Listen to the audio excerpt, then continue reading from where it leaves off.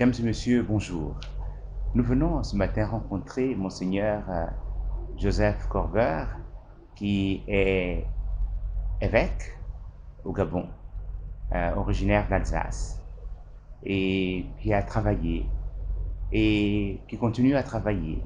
Le 6 janvier dernier, le pape François a accueilli la démission de son gouvernement pastoral, alors qu'il est vicaire apostolique de Makoko.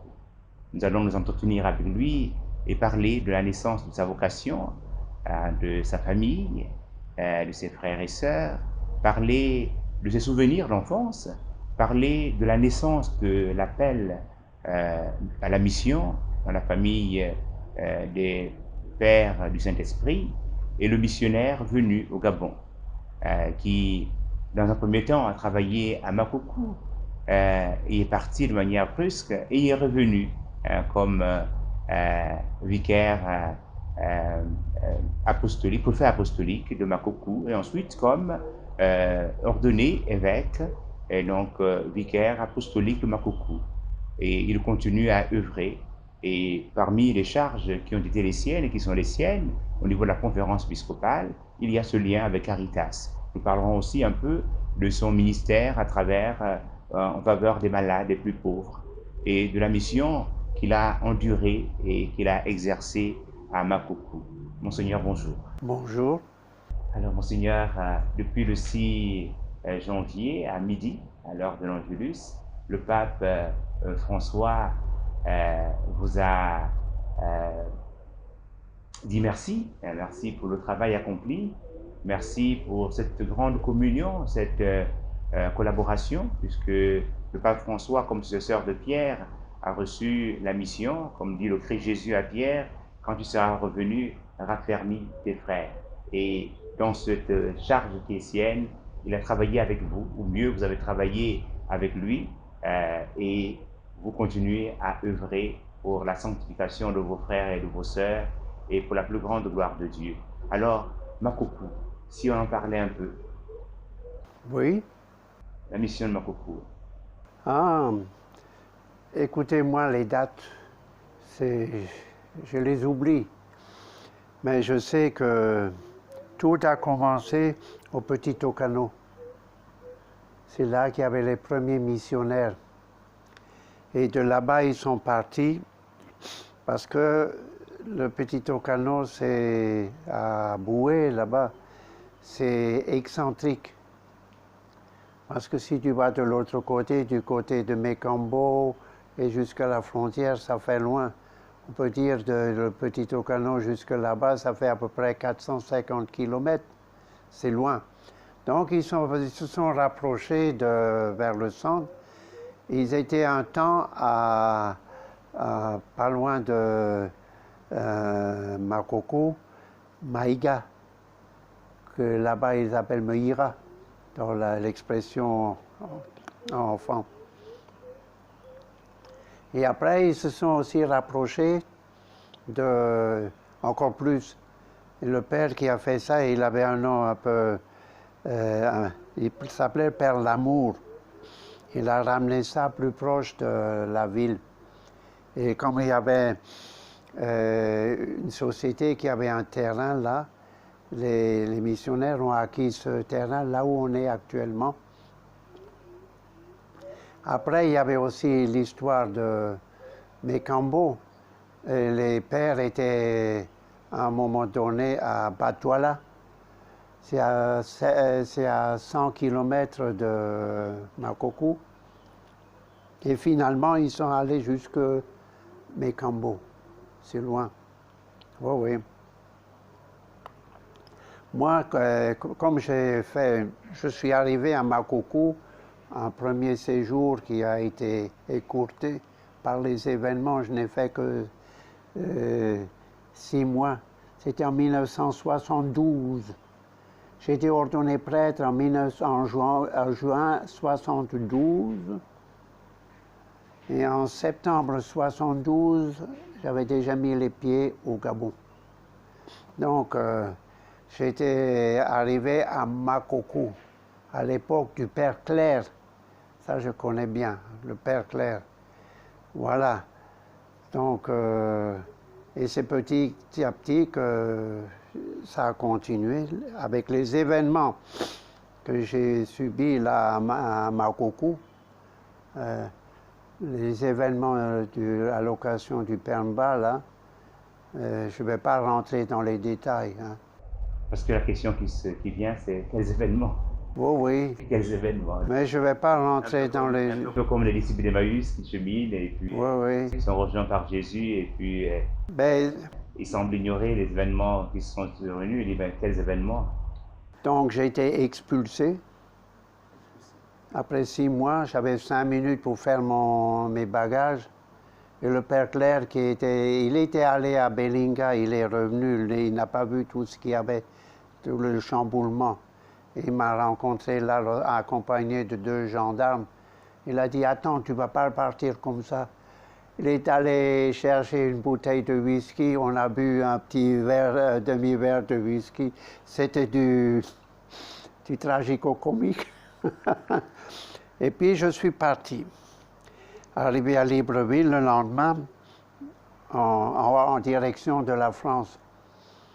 Alors, je me suis dit, mon Dieu, comment je vais annoncer ça à mes parents? J'ai trouvé, sans mentir. J'ai dit, écoutez, j'ai une bonne nouvelle. Le président de la République m'a payé un voyage pour venir vous voir. Ma mère a tout gobé, a tout pris. Ah, ça nous fait plaisir. Mais mon père, plus... qui voyait plus clair, tu dis, tu crois que le président lui a payé un voyage? Je ne pense pas ça. Il doit avoir quelque chose derrière. Et puis, après, une fois qu'ils m'ont vu à la maison, quand même en bonne santé et tout, je pouvais tout raconter, oui. Il y a mon conseiller spirituel qui m'a dit, écoute, je ne te conseille pas de retourner au Gabon. Et moi, il y a le père Morel qui est venu aussi rendre visite chez mes parents là. Et il a dit, nous, on est tous là-bas. Hein? Mais mon père m'a dit, dis donc, tu veux retourner là où on a essayé de te tuer? J'ai dit, papa, j'ai dit, toi, tu as connu 2 guerres mondiales, celle de 14-18 et celle de 39 à 45. 2 guerres mondiales que tu as connues. Eh bien, je te demande, et je te dis, montre-moi un pays où c'est tranquille, hein, et j'irai là-bas. Il n'a pas répondu. Il a compris qu'il peut y avoir des problèmes partout. Et moi, j'avais un sentiment. Parce que le président Bongo, la dispute s'est réglée avec le Pernba. Et donc, conclusion, les 2 pères qui étaient expulsés pouvaient revenir. Il fallait écrire une lettre d'excuse. Alors le père GL et moi, on a réfléchi. On a dit, nous déplorons les événements qui sont arrivés à Makoko. C'était assez général pour nous. Hein. Maintenant, je sais à quoi je veux venir. Il suffisait que je dise un mot et je ne serais pas revenu au Gabon. Je serais peut-être à Madagascar ou ailleurs, mais pas au Gabon. Mais j'ai pensé une chose. Si on me l'autorise à revenir au Gabon et je refuse, je suis un fuyard, je fuis.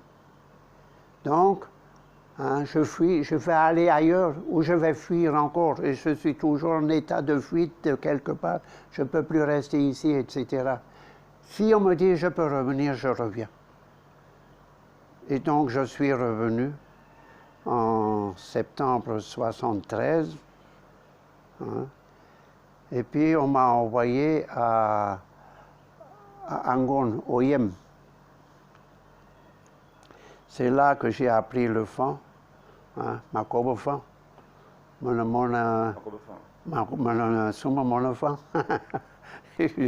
oui, mais ça m'a aidé. Hein. Et donc j'ai appris le fond. J'étais 7 ans à Oyem, 7 ans à Bitam. Et ensuite j'étais 5 ans à Saint-Michel de Kembo. Après j'ai fait une année de stage. Et après cette année de stage, on m'a dit tu vas à Makokou. Deuxième séjour. Et comme lorsque j'ai quitté Makokou, interdiction de revenir à Makokou. Mais là, plus personne n'a pensé à cette interdiction-là. Et je suis revenu à Makokou pour 4 ans, pour installer une nouvelle équipe. Il y avait le père Aloïse, le père Gabriel Abia, qui est maintenant à Saint-Kizito, à Mouila. À Mouila, oui. Aloïse est tombé malade. Il avait une maladie qui est assez spéciale. Il avait toujours faim. Ça ne veut pas dire qu'il avait besoin de toute cette nourriture, mais il n'arrivait pas à maîtriser son assiette. Toujours faim. Maintenant, il est retourné au Nigeria, mais maintenant, je saurais comment le soigner. Mais à l'époque, je n'aurais pas su. Bon, alors, j'ai installé une nouvelle équipe avec le père il y avait le père Gabriel, le père Christophe Bama, je ne sais pas si vous l'avez connu, un Camerounais, et le père Aloïse. Et mon travail était fini. 4 ans après, on m'envoie à Akébé. 2 ans. Après 2 ans, on dit non, il faut aller maintenant à Saint-Michel, où j'étais, dans un premier temps, j'étais curé et doyen de tout Libreville. Et j'étais là-bas comme 2e vicaire. On a dit, oh, il a dû faire des choses graves. C'est pour cela qu'on l'a cassé. Mais c'est pas grave, ceux qui pensent ces choses comme ça, eux-mêmes. Alors, j'ai eu, lorsque j'étais encore à Saint-André, quelqu'un m'a payé un voyage pour aller en pèlerinage à Medjugorje. Et là-bas, il y avait entre autres le docteur Urbain et Marceline, le couple de Chambrier, là. Oui, oui. Et bon. Et un jour, j'ai raconté ça ce matin à l'église, un jour on nous dit, ah, ce soir il y aura une apparition de la Vierge à Ivan. Hein, il y avait un garçon parmi... Bon, le soir, on est allé là-bas, arrivé dans Brousse avec les caillasses et tout et tout. Et puis, on a commencé à réciter le chapelet. Tout à coup, on nous dit, la Vierge est là. Mais je n'ai rien vu, rien entendu. On était dans le noir le plus total. Tout à coup, on nous dit, la Vierge est repartie. J'aurais bien voulu voir un peu, au moins un petit vaisseau lumineux qui remonte vers le ciel. Rien. En rentrant, non, d'abord on a écouté ce qu'a dit Ivan, la parole de la Vierge. Elle a dit, cette fois-ci, je n'ai rien de spécial à vous dire, mais je vous dis une chose, écoutez toujours la parole de mon fils. C'est tout. En rentrant, j'ai parlé à la Vierge Marie. J'ai dit, Marie, j'ai eu la cerise sur le gâteau. Et maintenant, j'attends le gâteau. J'ai raconté ça le lendemain aux autres pèlerins. Ils ont un peu ri. Et tout à coup, j'ai senti quelque chose dans mon cœur que j'ai partagé avec les autres. J'ai dit, je suis fatigué. On me traite mal d'une mission à l'autre. J'aimerais bien avoir maintenant un endroit stable, hein, pour être tranquille. Alors, il y a le docteur Urbain qui m'a dit, tu voudrais aller où? J'ai dit, Je voudrais aller à Makoko. Mais je sais, je ne peux plus aller là-bas, j'ai installé une nouvelle équipe, je vais faire quoi là-bas? Je vais regarder les autres travailler, ça ne va pas. Ah bon? Le temps est passé, peut-être 6 mois. J'ai eu la nomination de préfet apostolique de Makoko. J'ai raconté ça au couple Urbain et Marceline. Et Urbain m'a dit, ah Monseigneur, tu as dit à la Vierge Marie que tu as eu la cerise sur le gâteau et que tu attendais le gâteau. Le gâteau, c'était quoi? Un endroit stable. Et où? À Makoko. Tu es où maintenant? Tu es à Makoko. Et un endroit stable. Effectivement, ça fait 19 ans que je suis maintenant à Makoko, vous vous rendez compte, hein? Et au bout d'un certain temps, j'ai été ordonné évêque. Alors, le docteur Urbain, lorsqu'il m'a vu, il a dit, Monseigneur, le gâteau, c'était ça. Donc, c'était jeudi sous le signe de la Vierge Marie, là. Il y a eu des paroles et des choses pensées qui fait que c'est sous la bénédiction de la Vierge Marie que j'étais retourné à Makoko.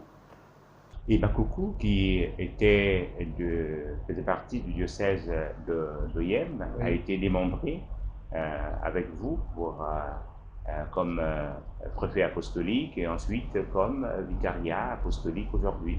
Et vous êtes évêque du vicariat apostolique de Makoko. Alors comment se porte le vicariat apostolique de Makoko?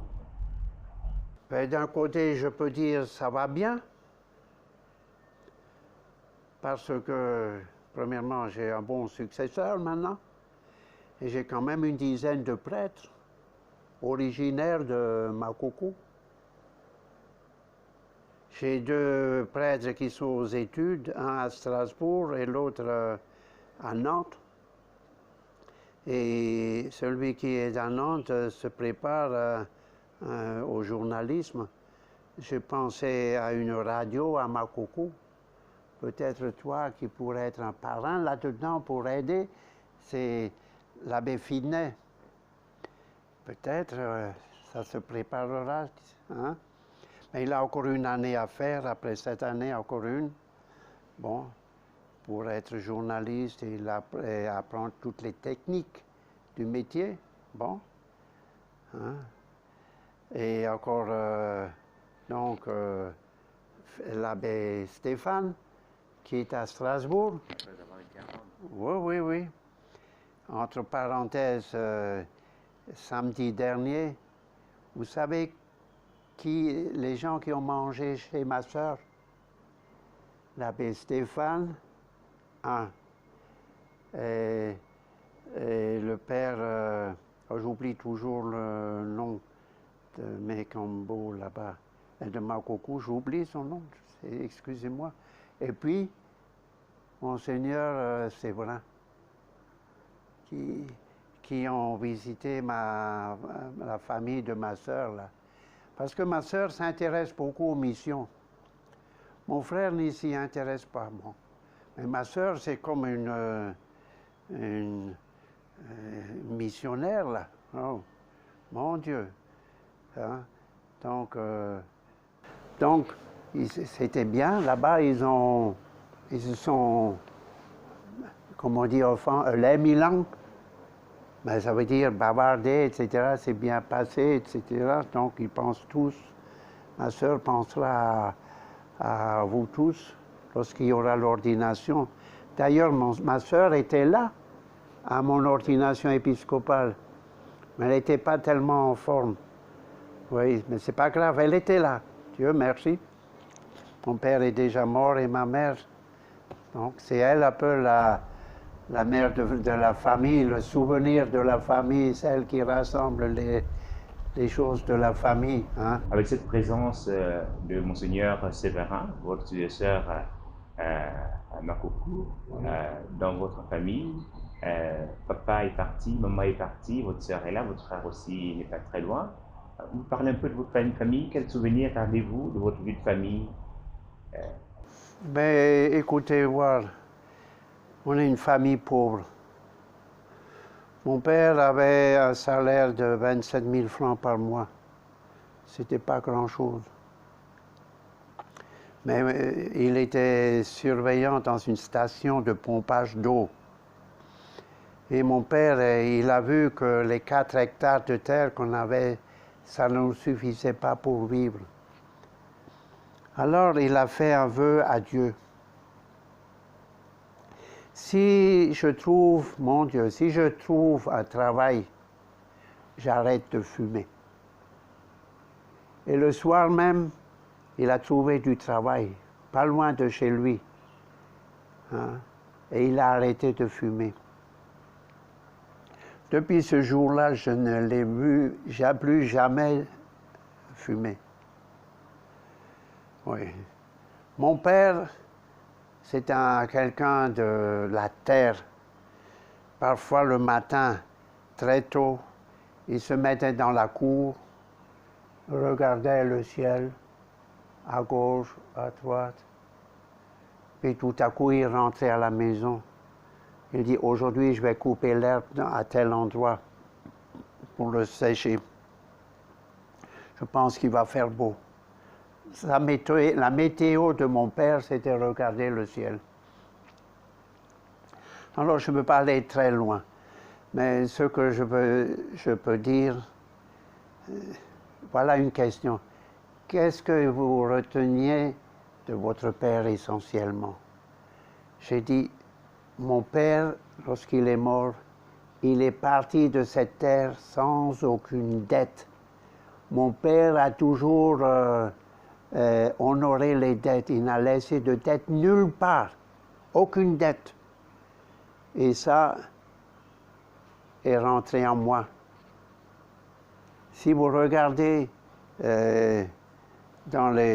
allez voir par exemple le recteur du séminaire ou de Brotier, ou là où j'avais des prêtres et des séminaristes en formation.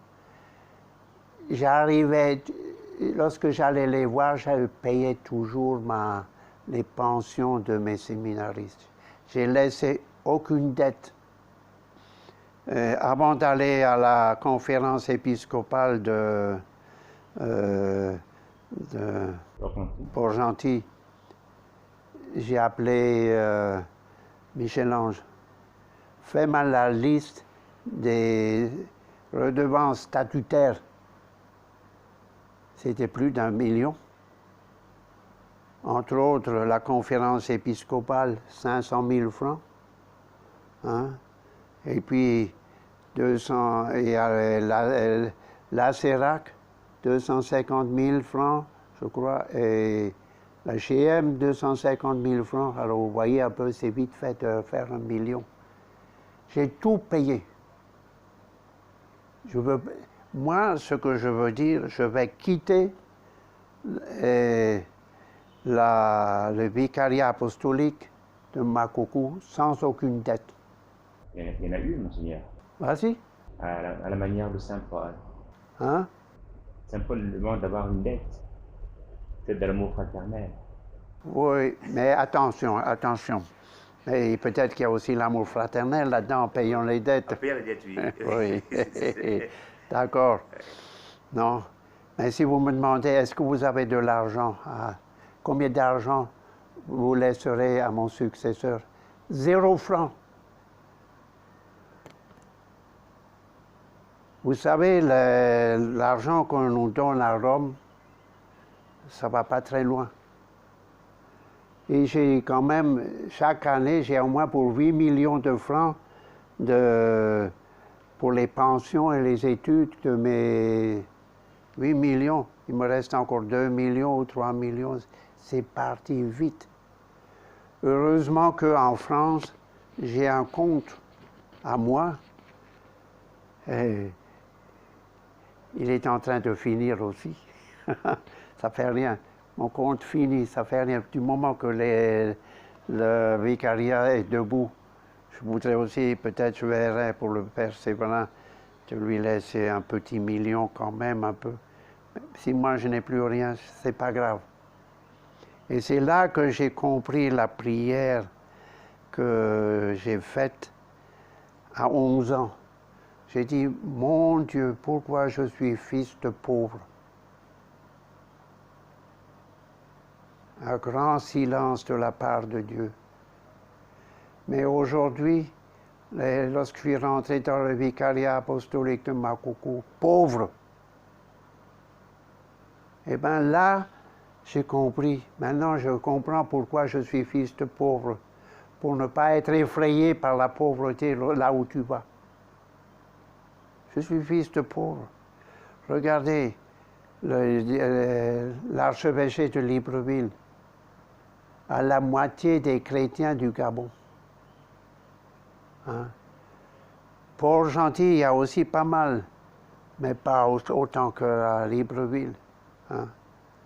Savez-vous que chez moi, parfois, il y a des prêtres, le soir, ils n'ont rien à manger, ils n'ont plus un sou. Ils boivent un verre d'eau et ils s'en vont se coucher avec la faim dans le ventre. Vous vous rendez compte? Il y a quand même quelque chose qui me touche terriblement. Il y a des paroisses nantis, mais elles regardent toujours sur leur paroisse, mais jamais. Est-ce que les autres paroisses, Makoko, il faut le savoir, il y a à peu près 25 000 chrétiens, 65 000 habitants pour un territoire aussi grand que la Suisse. 65 000 habitants, 25 000 chrétiens. Et on va vivre comment? Vous comprenez? C'est souvent les prêtres disent qu'il faut faire des unités de production. J'ai dit, écoutez, les unités de production, mais c'est vous qui faites-les. Et si ça marche, continuez. Oui, mais une fois un père a téléphoné à un autre père et dit, hé mon père, on a faim, on n'a plus rien à manger. Il a envoyé cette nouvelle à Makoko, à la paroisse mère. Le père Paul Tounou leur a envoyé à un marché le lendemain. On a faim. Combien de fois? Et là, il y avait la facture d'eau de la mission. L'abbé Walter m'a dit, j'ai là 20 000 francs. Alors j'ai demandé la facture, mais il y en avait pour 46 000 francs. Alors j'ai dit, laisse, je vais payer. Combien de fois ma poche est sollicitée pour aider par-ci, par-là. Là, 10 000, là, ça, là, ça. Combien de fois j'ai dû... La dette de la SEG, c'est déjà arrivé à un endroit où c'était 250 000 francs. Hein? C'est moi qui ai effacé l'ardoise. Hein? Vous allez dire, mais donc vous êtes riche? Non, je ne suis pas riche. Parce que si j'étais riche, hein, vous savez ce que je ferais d'abord? Je m'achèterais une autre voiture.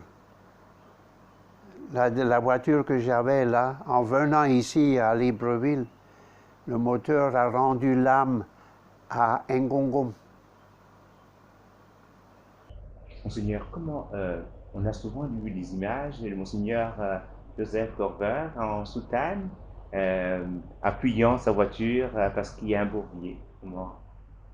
Oh, écoute, voir, ce que toi tu as vu et ce que moi j'ai vécu, c'est un peu différent. C'est l'abbé Gabriel qui avait le volant de ma voiture. Et il y a une voiture qui s'est dégagée d'un côté. Et il a dit, je passe. Il enfonce, il a fait pan, bloqué en avant. L'arrière bloqué aussi. Qu'est-ce qu'on a fait? J'apporte toujours une corde.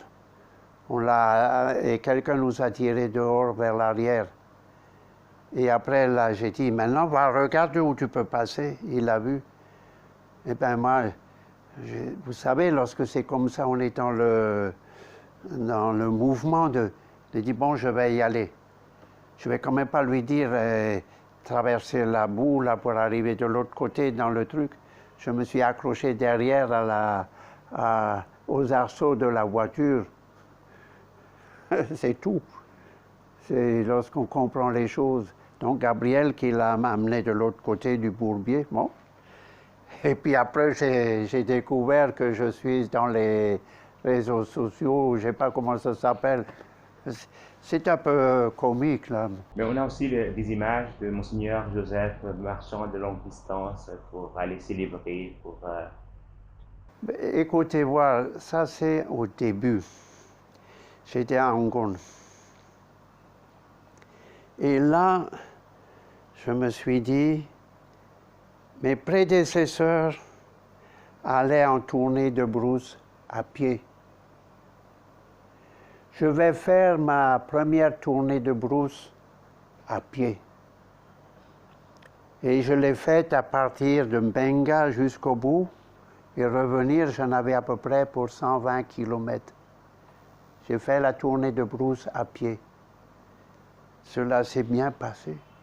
Premièrement, je ne m'embarrassais pas avec des choses, des blancs. J'ai mon pyjama, etc. Qu'est-ce que j'avais encore? Mes affaires de toilette.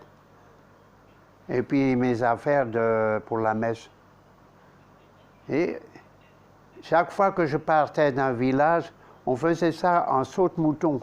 C'est-à-dire, tu fais un village, l'autre tu le laisses, tu le prends au retour. Tu fais le troisième, ensuite le cinquième, le septième, jusqu'au bout. Et après, en revenant, tu fais les autres que tu n'as pas fait. Vous voyez? Et ça m'a beaucoup aidé. Et là, j'ai découvert l'Évangile. Redécouvert l'Évangile.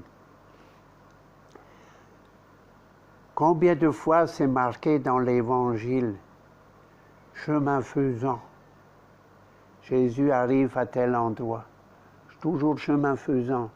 En route vers, etc. À pied. Jésus a fait toutes les tournées de brousse à pied. Et là, j'ai découvert aussi qu'en marchant, parfois on marche en silence, mais parfois il y en a un chrétien qui dit « Ah, mon père, c'est l'occasion qui fait le larron, j'ai un problème à vous exposer. » Et on parlait des choses comme ça. Chemin faisant. Il y a cette proximité de Monseigneur Joseph Corber vis-à-vis du peuple à lui confier, et vous n'avez jamais eu peur? Jamais. De quoi? Peur d'être braqué, peur de... Oh, attends, arrête. Il y a une semaine que j'étais braqué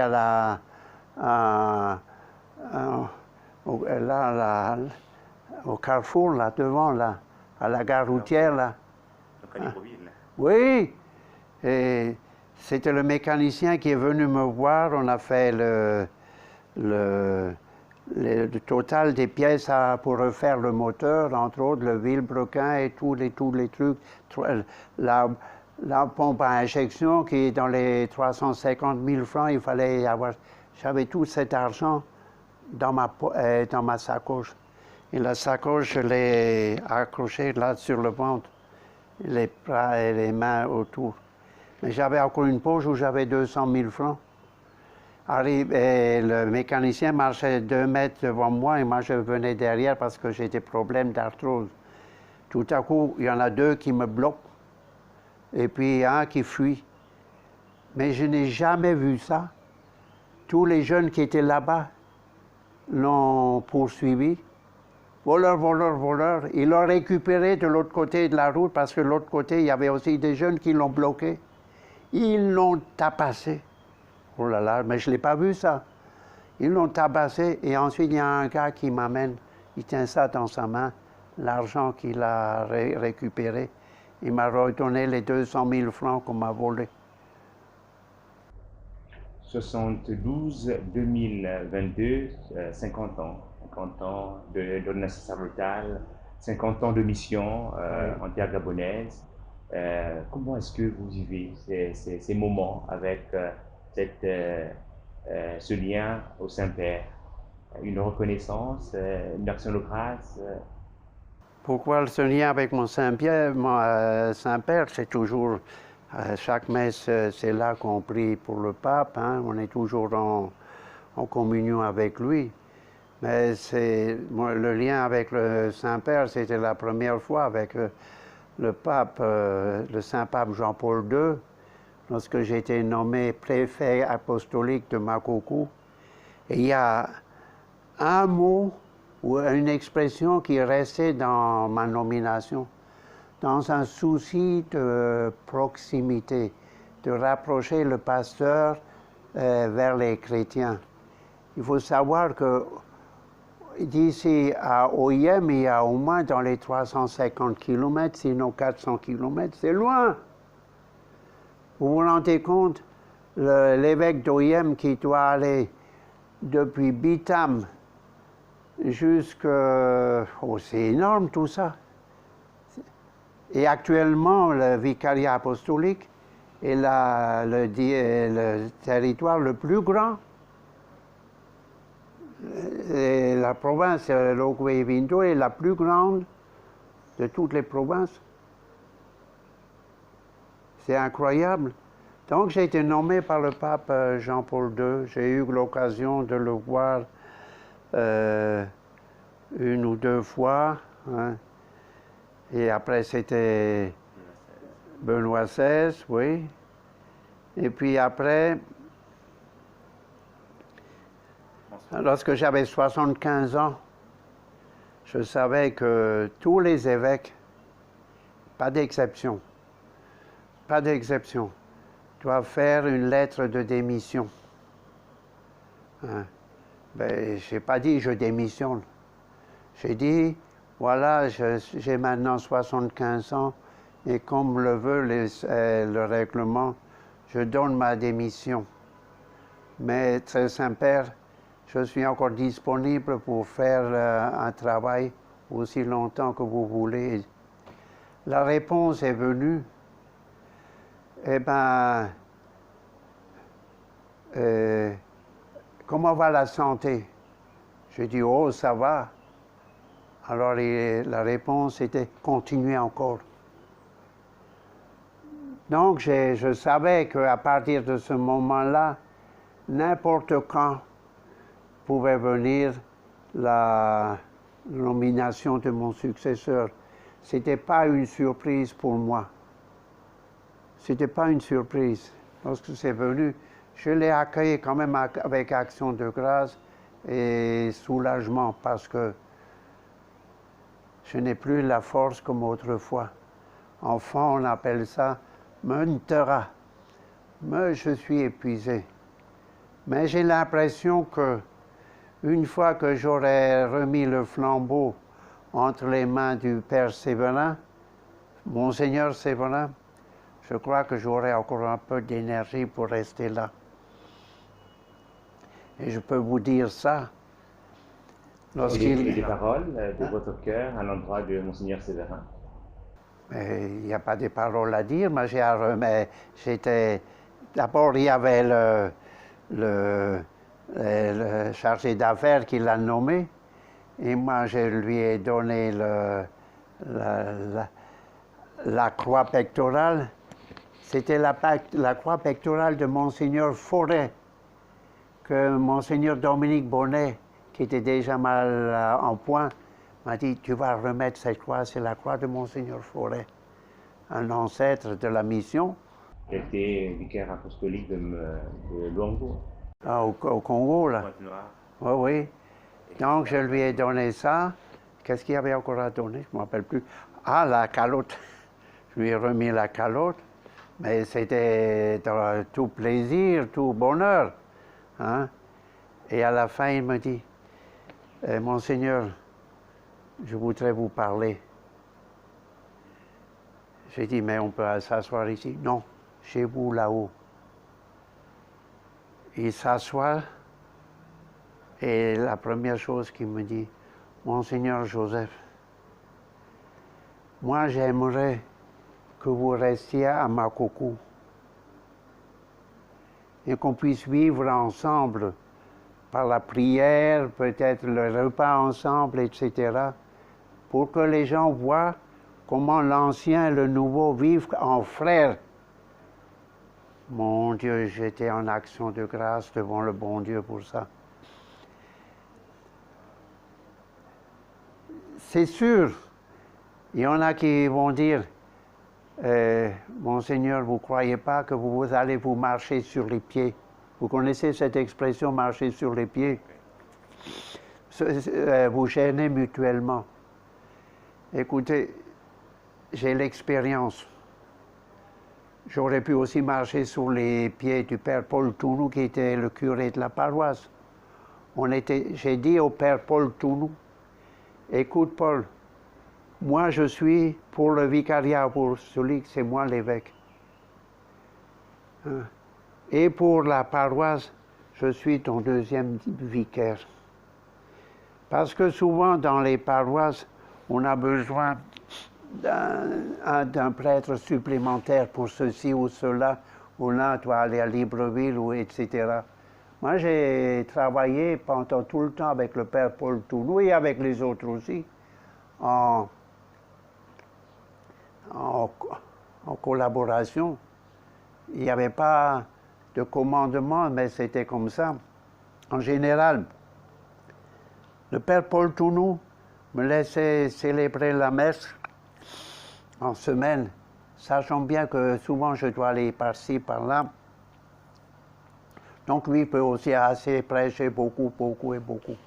Nous voudrions, pour clôturer cette émission, cette rencontre, tout en vous remerciant, Monseigneur, pour votre disponibilité, des paroles pour tous ceux et toutes celles qui, le 19 mars, vont aller à Makoko, vont vivre en direct la célébration de Makoko, c'est-à-dire l'ordination de votre successeur, Monseigneur Séverin Zinghi. Ben oui, mais le problème est, je vais vous dire une chose. Il y a des successions d'évêques ailleurs qui parfois se sont fait mal, pas seulement au Gabon, mais ailleurs, qui se sont mal passés. Vous comprenez? Et l'ancien évêque, les mérites, je file. Et puis lui, l'autre reste. Hein. Non, chez nous, c'est pas comme ça à Makoko. C'est vrai, dès qu'il arrive, bien sûr, je serai davantage à ses côtés parce qu'il faut transmettre les informations, les choses, comment ça se passait par-ci, par-là. Au début, c'est comme ça, mais après, ça va y aller. Mais de toute façon, je vous dis, si je vois que ça ne va pas bien, non, mais je ne vais pas aller plus loin, ça ira bien. Merci, Monseigneur, pour votre... Oui, ça ira bien. Parce que il ne faut pas... Je suis attaché à Makoko, mais petit à petit, ils vont s'attacher au nouvel évêque, surtout lorsqu'ils verront la fraternité qu'il y a entre le nouvel évêque et l'ancien évêque. Ils voient ça, ils seront heureux. C'est un peu comme dans une famille, regardez voir, entre le gendre et la belle-mère, dans une famille, une fille qui épouse un garçon. Hein? Ouais. Alors, la belle-mère, c'est la maman de sa femme, et lui, le gendre. Souvent, on montre ça dans un état conflictuel. Et j'ai des histoires de famille où la belle-mère s'installait dans la nouvelle famille comme étant là pour commander. Ça ne va pas. Il faut absolument que moi, que j'ai arrêté mon commandement.